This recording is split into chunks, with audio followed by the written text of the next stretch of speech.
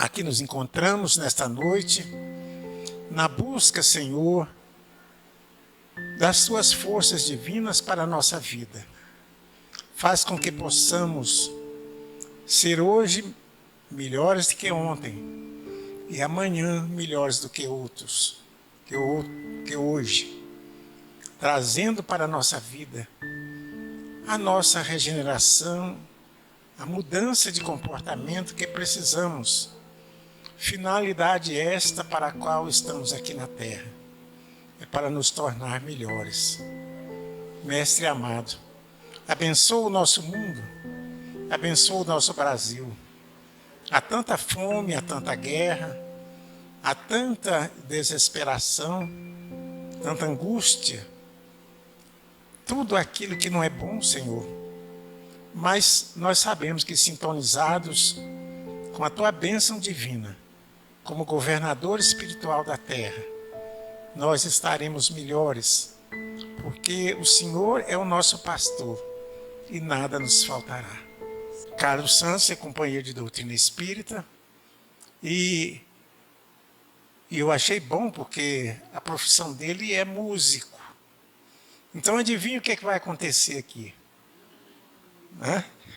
Música para nós, na palestra que ele vai fazer sobre esse tema. Então, prezado Carlos, fique à vontade. Se está isto.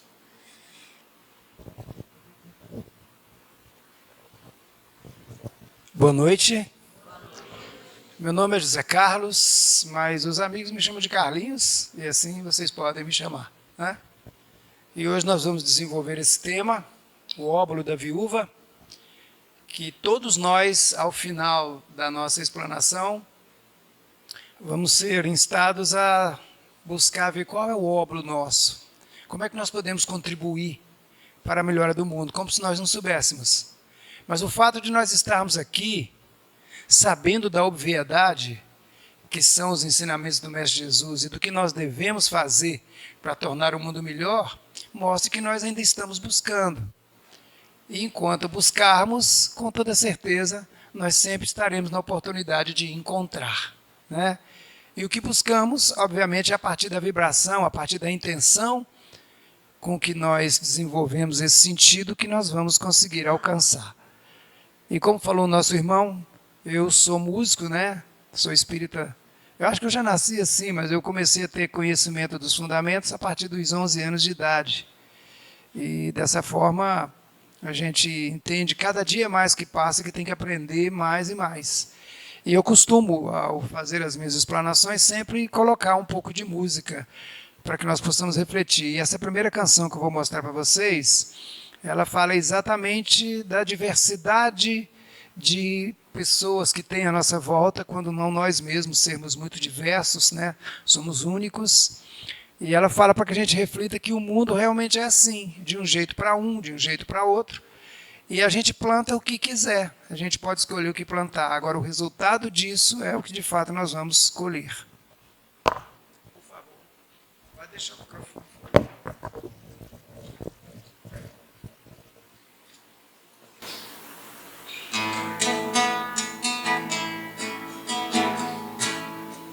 Tem gente que gosta de conversar, tem gente que gosta de brigar, tem gente que não quer nem escutar.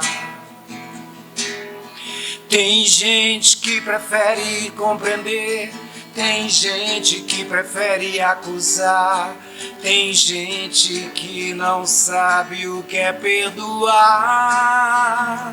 Mas o mundo é assim, de um jeito pra você, de outro jeito pra mim. Eu quando que eu quiser eu posso escolher, e o resultado disso é o que eu vou colher.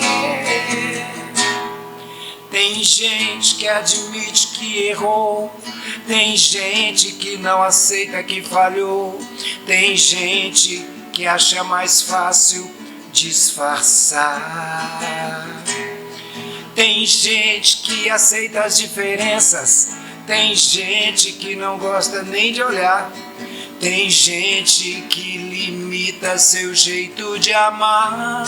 Que pena, né? Mas o mundo é assim, de um jeito pra você, de um outro jeito pra mim. Eu planto o que eu quiser, eu posso escolher, e o resultado disso é o que eu vou colher.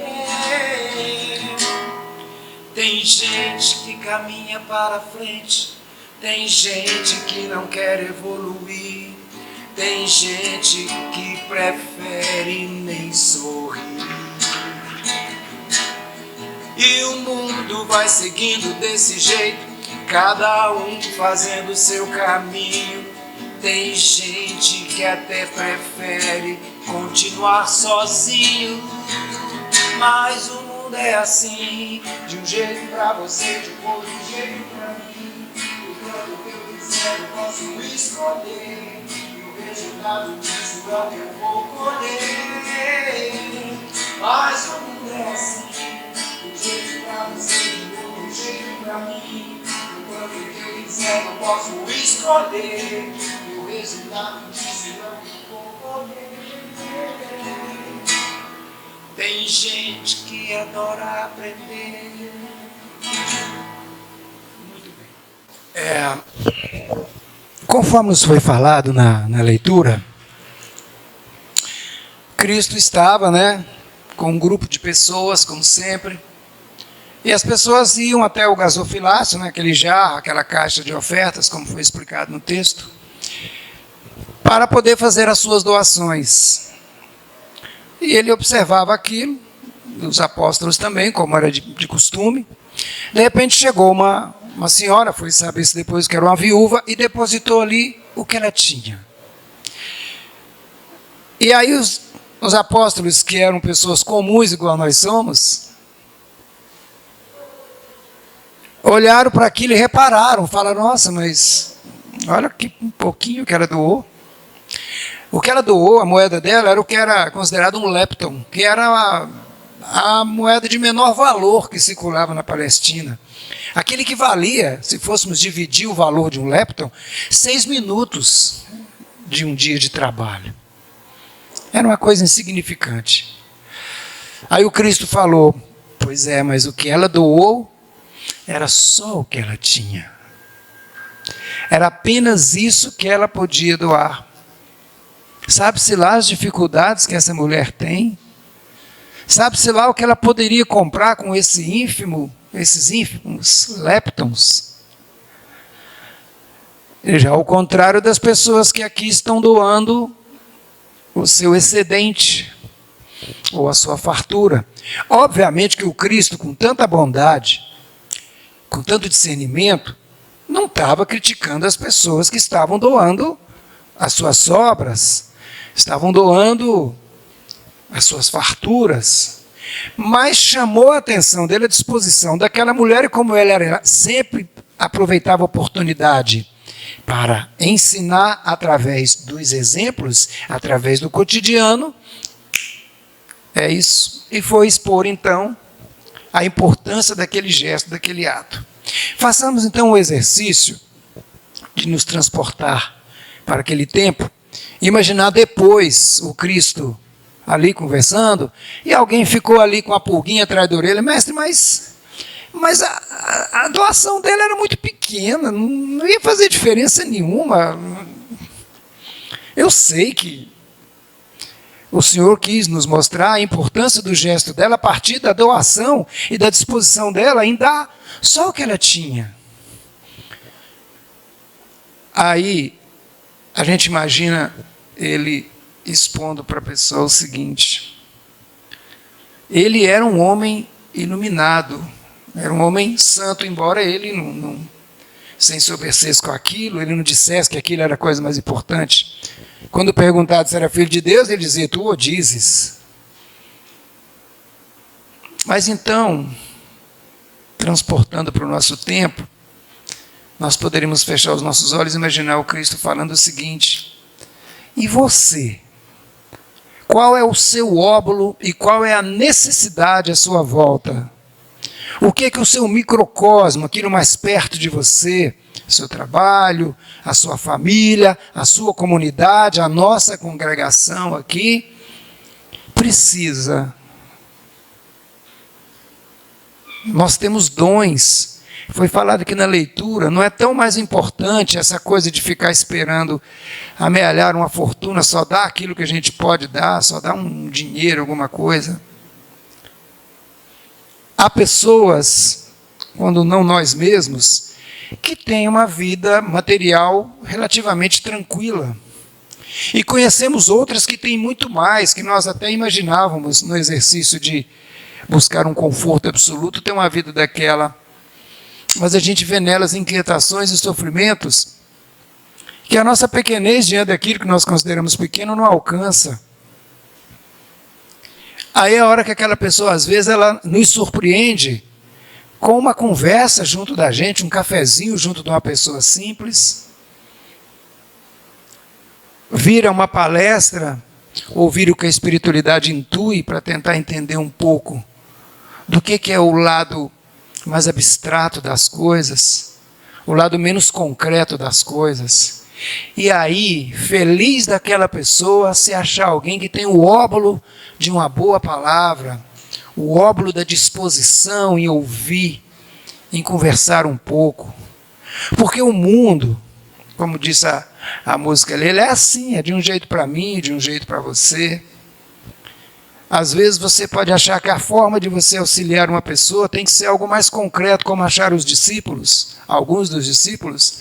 Tem que ser algo mais palpável, algo que faça diferença para essas pessoas tão necessitadas.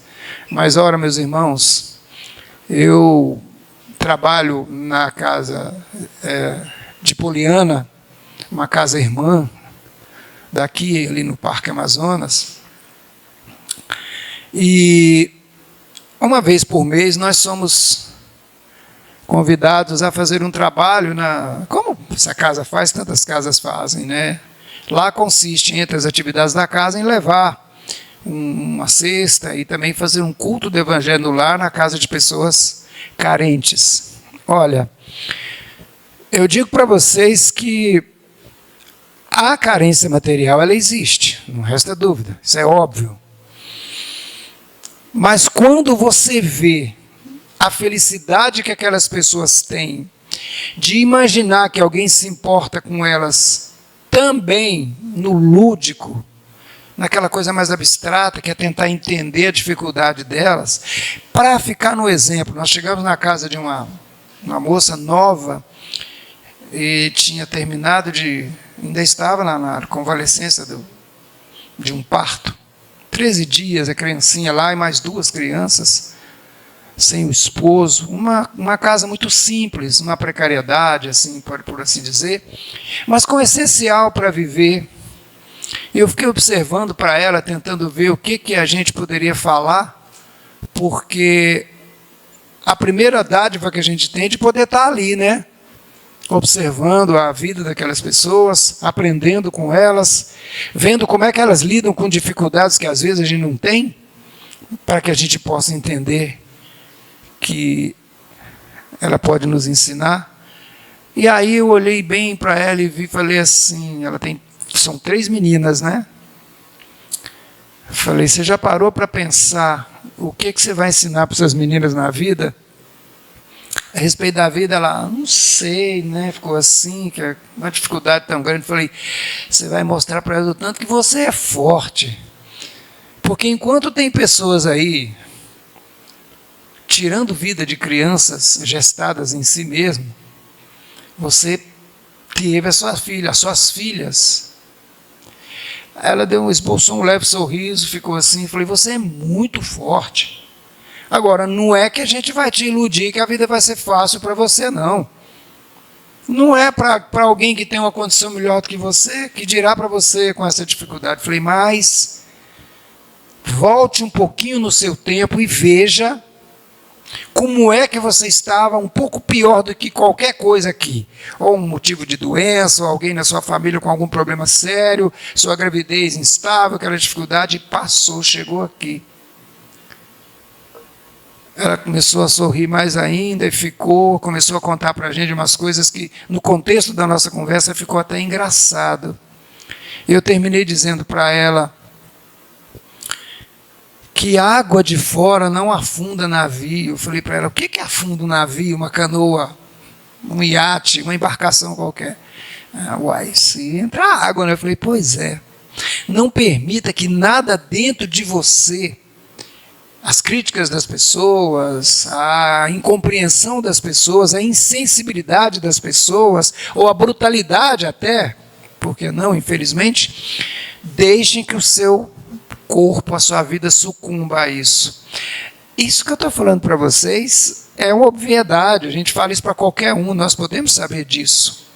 Mas o que eu queria dizer para vocês foi que o que em seguida, alguém que tinha estado comigo a primeira vez, ficou assim muito feliz de ver como é que aquela menina ficou tão alegre, tão feliz com aquilo. Eu disse, olha, em primeiro lugar, se você me pedir para falar detalhadamente o que eu falei, eu não vou dizer, porque a gente está aqui inspirado pela espiritualidade. Nós estamos pagando alguma coisa, estamos resgatando alguma coisa e estamos buscando, através do nosso serviço, diminuir um pouquinho a carga devedora que nós temos por estarmos aqui, obviamente. Aí nós lembramos disso aqui, falei, porque nesse momento, esse é o meu óbolo. Essa cesta que a gente trouxe, que a gente se mobilizou para trazer, é também uma forma de nós ajudarmos, mas eu prefiro usar o dom que eu tenho, da canção, da eloquência, de falar, aquela coisa toda, me permitir ser um vetor daquilo que é a proposta quando a gente está servindo, como aqui agora, e contribuir do que posso. E a partir disso, a gente buscar fazer mais. Vai em outra casa, vai em outro lugar, senta, vai contar para alguém que nesse momento a gente vai fazer uma reclamação para a gente vai e lembra disso que aconteceu aqui.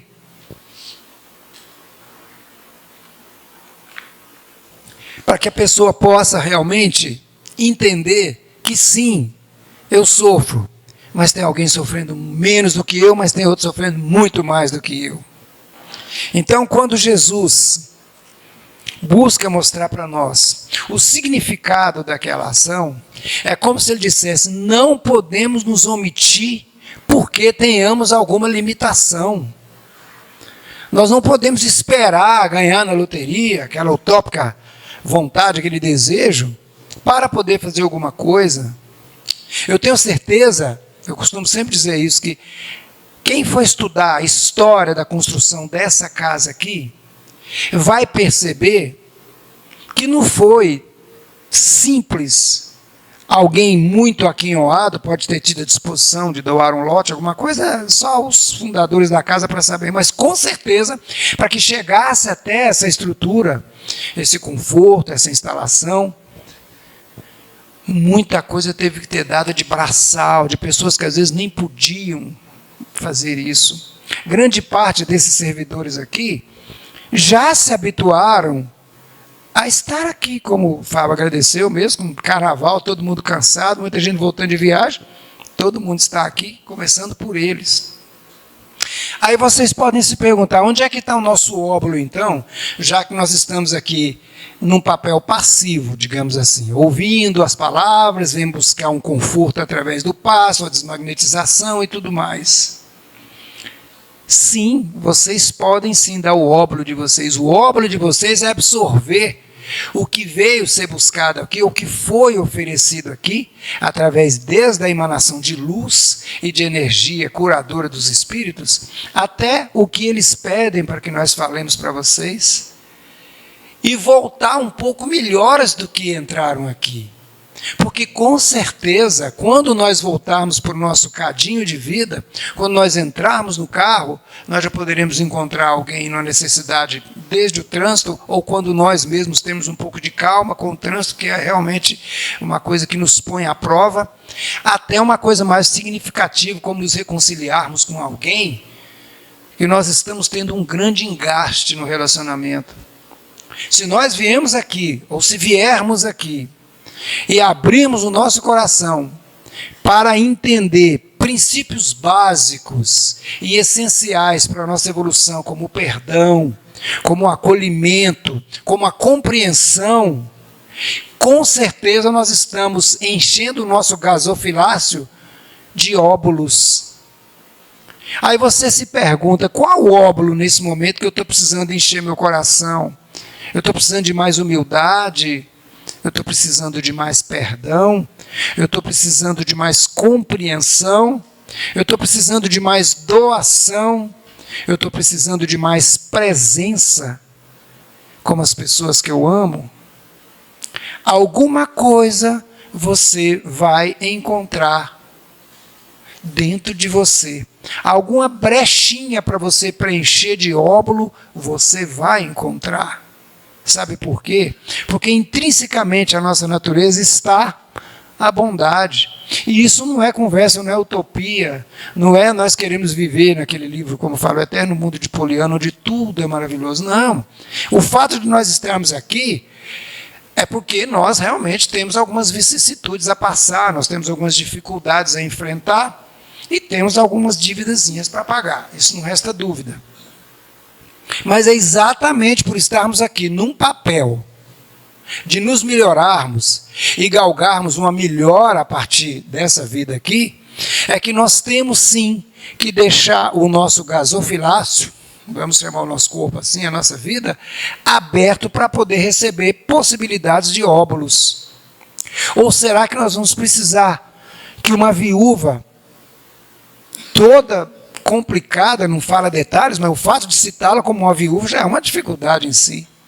Será que vai precisar que nós vejamos alguém à nossa frente cumprir com esse papel e a gente olhar meio sem graça e falar, nossa, eu vou ter que correr atrás, eu poderia ter feito mais? Não, meus irmãos, sempre há tempo.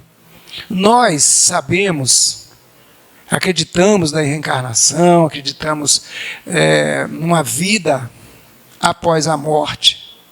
Mas isso, se nós observarmos realmente as explicações dos espíritos, ou mesmo de outros luminares em outras religiões, enfim, nós vamos perceber que isso torna-se menos importante. Por quê? Ora, suponhamos que nós dividamos-nos em um grupo que acredite na vida após a morte, numa continuação, e no outro grupo que não acredite. Suponhamos que assim seja. Tudo bem. Mas uma coisa todos concordam, inclusive as diversas religiões, que nós só chegaremos numa melhora espiritual para onde quer que nós vamos, dentro da crença de cada um, se nós fizermos bem o nosso papel aqui. Ora, então suponhamos que o grupo que não acredita que tudo acaba aqui, tem que entender então que essa é a única oportunidade de fazermos o bem, de fazermos o certo. Torna-se irrelevante o fato de nós ficarmos questionando como é que é a vida depois da morte. Será que tem mesmo? Pense que se há todos os temas, todos os dogmas, todos os rituais, todos os ensinamentos, para quem acredita que há, diz que nós vamos chegar a uma melhora no outro plano de vida, na outra dimensão, onde quer que seja, se galgarmos bem essa vida aqui, subirmos bem esses degraus aqui. Pronto. Certeza, então, que nós temos que fazer o bem nessa vida. Essa é a oportunidade de evolução. Mas, reforçando, alguém chega para você, mas eu não acho que seja assim não, aqui chegou, acabou, ótimo, então é a única oportunidade que você tem, a responsabilidade é até maior. Vocês já repararam que ninguém aceita que é ruim? O cara mais cruel, mais maldoso, ele quer negar aquela natureza. Isso é porque intrinsecamente a nós está a natureza da bondade, a gente tem que ser bom. Há tantos conceitos a respeito disso, mas ser bom é ser muito bobo. Não, não estamos falando disso. Vamos entrar por esses conceitos. Por ser bom quer dizer andar no rumo da luz. Entender que há algo mais, há uma ordem nisso. Não importa como é que uma religião diz que é, outra diz que não é. É tão irrelevante isso, na minha modesta opinião, que eu acho que a grandeza de Deus é tão grande que Ele não vai chegar para você e dizer, você não acreditava em mim, né? Não. Vai querer saber se você fez aquilo que é o certo. Um dia eu falando com alguém que chegou para mim falando que estava ateu, muito jovem, eu falei, olha, aí ele ficou um pouco constrangido de me falar, eu falei, deixa eu te falar. eu tenho quase 3 vezes a sua idade. E então eu errei muito mais do que você possa vir a errar. Falei, fica tranquilo. Você tem a grande oportunidade de seguir corretamente. Se você seguir dentro de uma ética, dentro de um preceito, de um respeito, de colaboração e amor ao seu próximo, pode acontecer se tiver a tal porta estreita e nós chegarmos por alguma coincidência juntos, pode ser que eu fique e você vá. Ele deu uma risadinha e falei, porque você tem a grande oportunidade de seguir a partir de agora, sempre bem, fazendo o que é certo.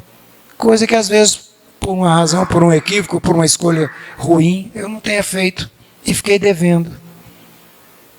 Não importa se você vai acreditar ou não, faça o que é pedido para quem acredita. Isso é que é o mais importante. Eu tenho até que hora? 8h25. Tá bom, então. Nós estamos de volta com um pequeno pesadelo, que as notícias, como sempre, muito alarmistas, né? Mas que nós não devemos negligenciar o risco de Covid de novo. Ora, parece que tem uma década ou muito mais tempo que nós estávamos mergulhados numa verdadeira pandemia. E qual que era a proposta? De que agora nós vamos mudar os conceitos, todo mundo vai mudar o jeito de pensar, porque quem diria que a gente ia viver essa vida tão precária, essa vida tão difícil, a gente ia ficar obrigado a ficar longe de quem a gente ama.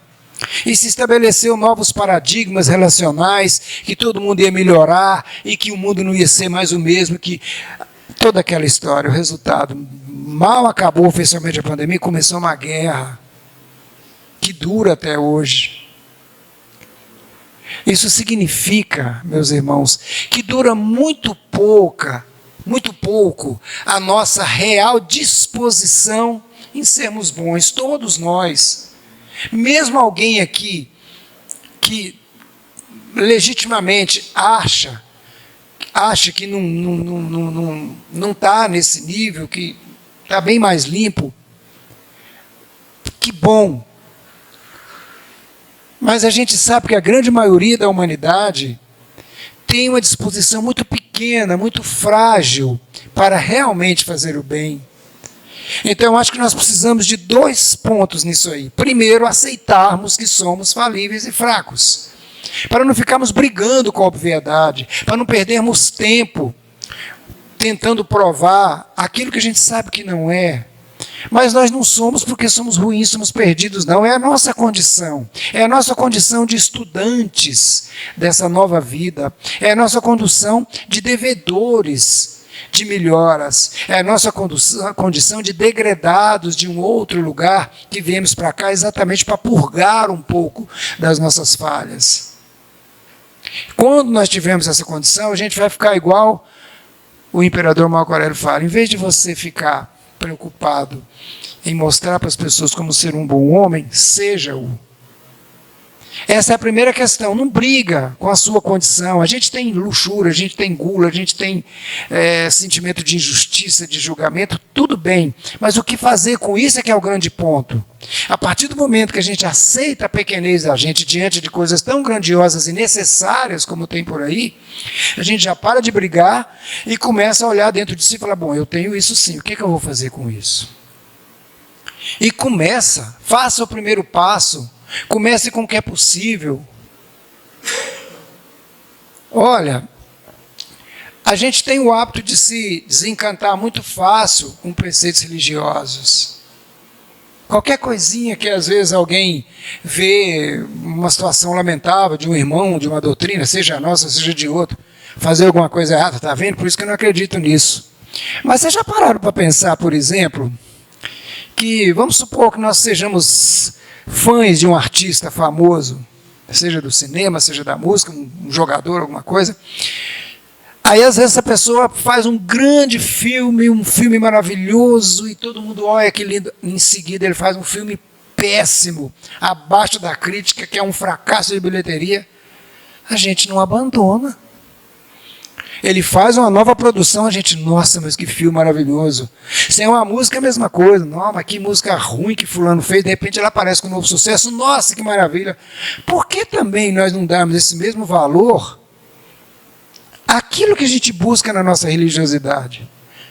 Por que quando a gente ouve falar que um padre fez uma coisa errada, um irmão da nossa doutrina fez uma coisa errada, um pastor fez uma coisa errada, a gente vai condenar? Parece que a gente realmente está querendo se libertar do que nós consideramos uma prisão, viver preceitos religiosos, preceitos de moral, preceitos de servidão ao próximo com mais tranquilidade.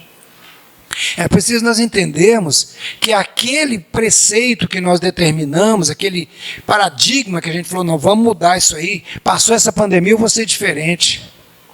Que nós realmente sejamos, que nós busquemos aquele sentimento que a gente tinha, tão recente, de ficar longe das pessoas que a gente amava, de perder pessoas que a gente amava, de se revoltar com a covardia que o poder às vezes fazia, relacionado tanto de um lado quanto de outro, de acordo com as suas conveniências.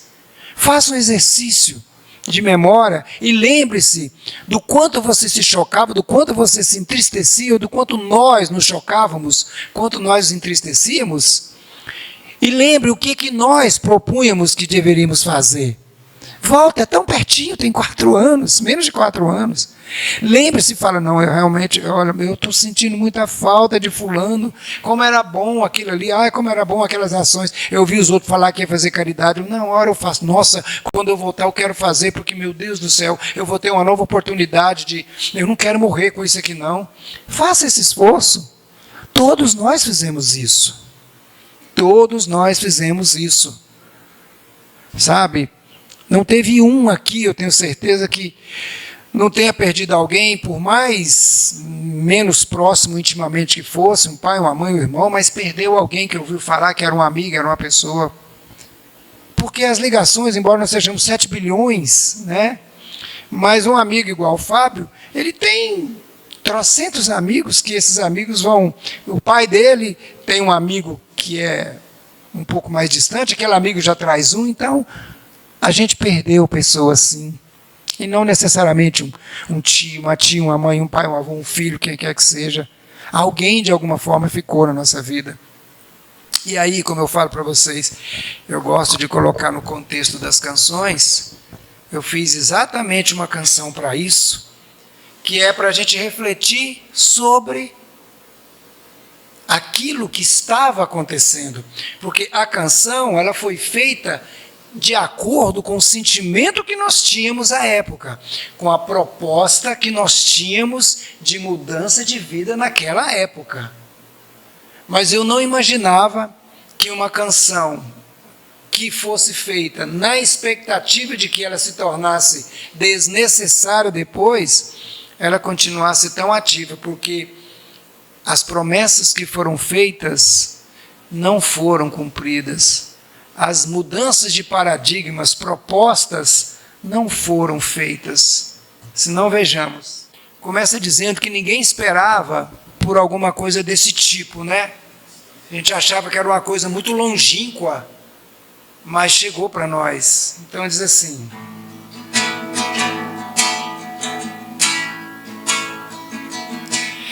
talvez alguém esperasse por algo assim, ninguém esperava, mas aconteceu e mudou para você e para mim.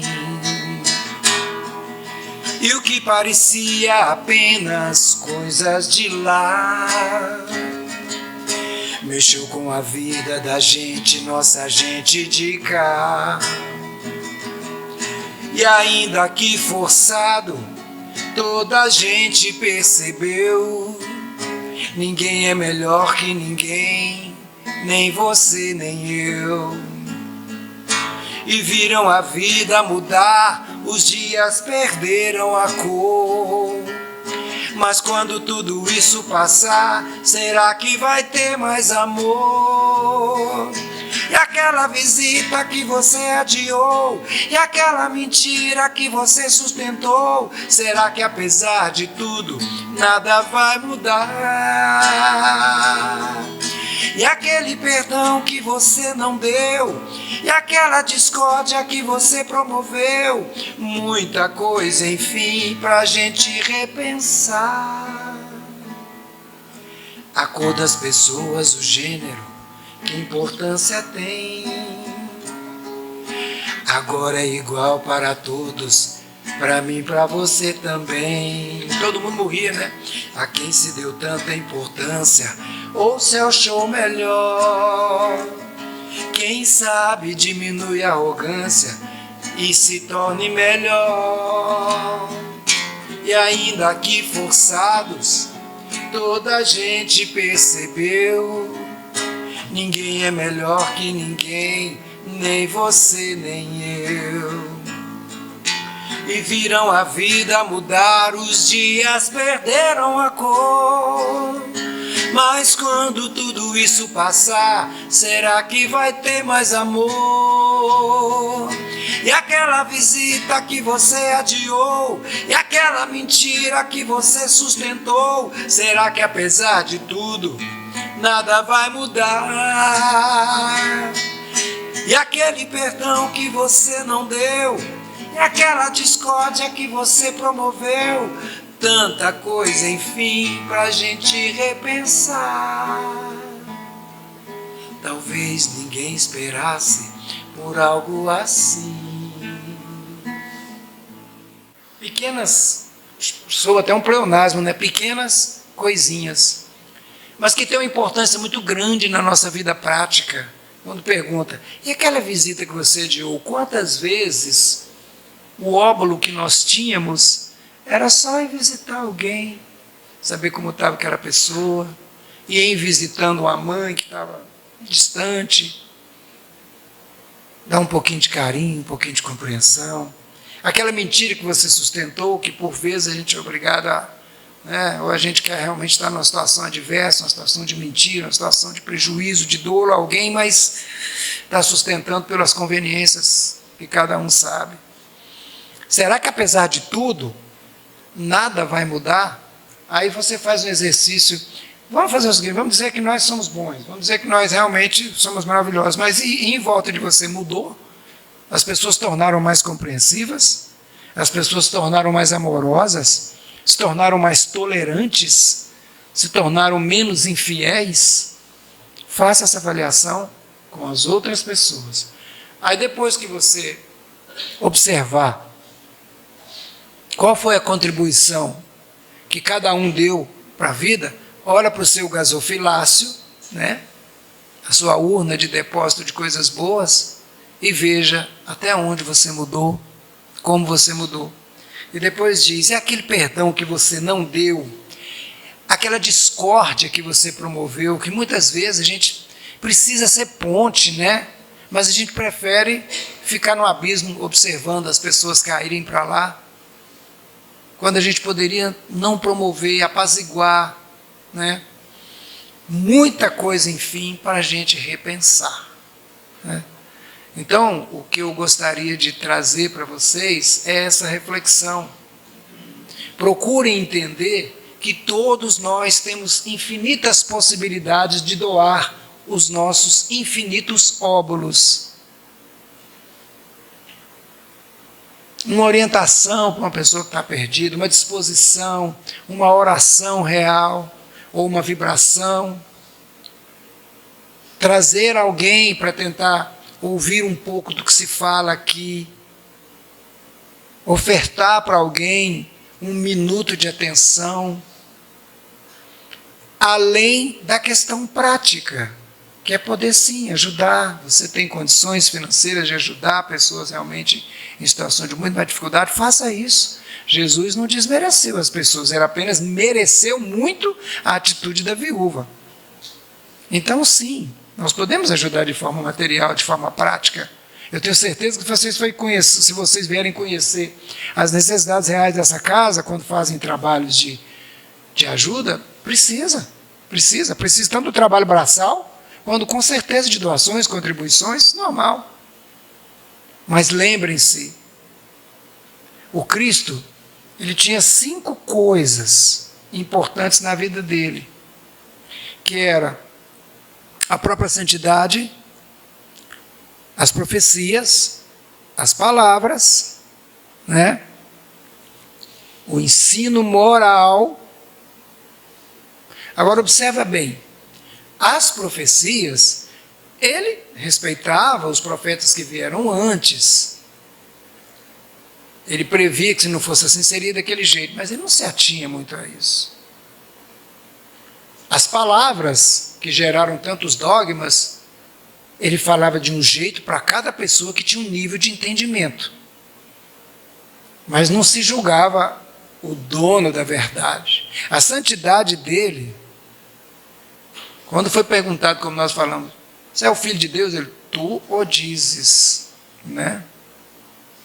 Porém, o ensino moral dele é o que realmente é o nosso maior legado.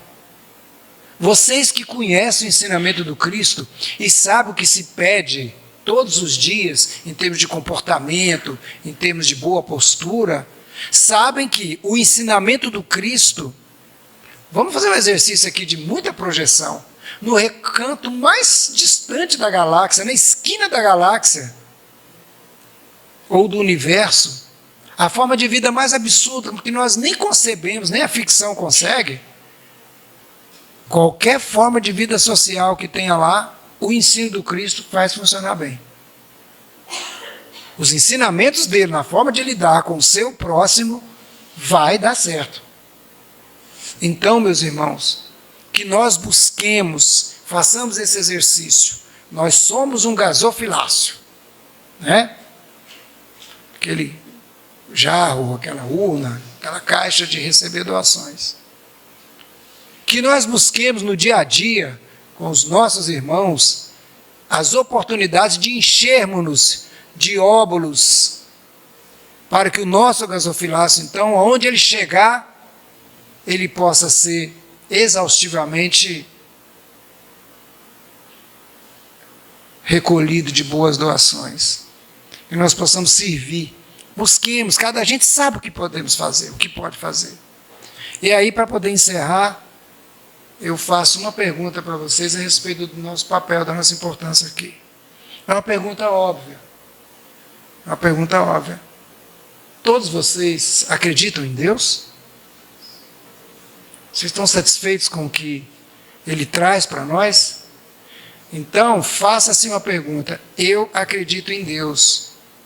E o que eu estou fazendo para que realmente Ele acredite também em mim? Porque é um viés de mão dupla. Tá bom? Muito obrigado a vocês pela oportunidade de estar aqui, né? Fiquei realmente muito feliz de poder falar para vocês, cantar um pouquinho. Mas, acima de tudo, eu quero agradecer imensamente a vocês por me dar a oportunidade de dar esse pequeno óbolo aqui e que ele possa replicar. Porque eu vou poder dizer para as pessoas que, numa quarta-feira, pós-carnaval, eu fui a um lugar e tinha muitas pessoas ali buscando a iluminação, buscando a melhora. E calhou para mim a oportunidade valiosa de poder trazer alguma coisa para vocês. Então, muito obrigado. Sempre que precisarem, será um prazer estar aqui com vocês. Que as bênçãos do Mestre Jesus se façam sobre todos nós.